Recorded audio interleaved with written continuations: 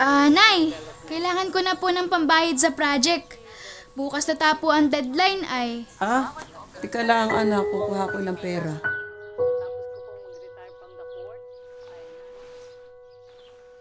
Anak, ito muna ha.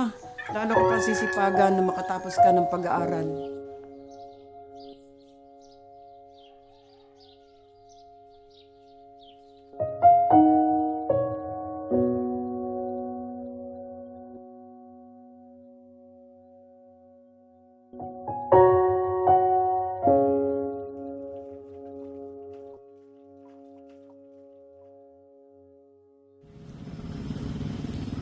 Nanay, anong tinda mo ngayon?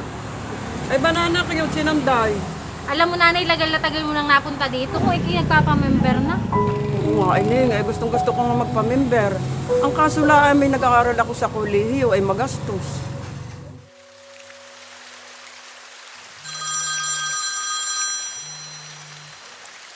Nay, graduate na po ako. Sayang, wala ka dito ngayon. Oo anak, sorry ha. Hindi tayo sapat ang pera ko para makalawas diyan. Hayaan mo, Nay. Pag nagkatrabaho agad ako, babawi ang sayo.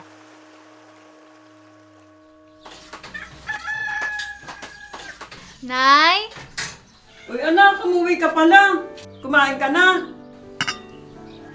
Nay, may bibigay po ako sa iyo.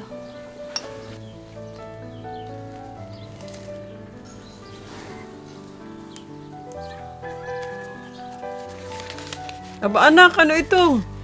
Nakita ko po kayo noon, laging nanonood ng PMES ng ICDEC. Kaso, hindi po kayo makapagpa-member dahil mas inuuna nyo ako. Alam ko pong pangarap mo ito.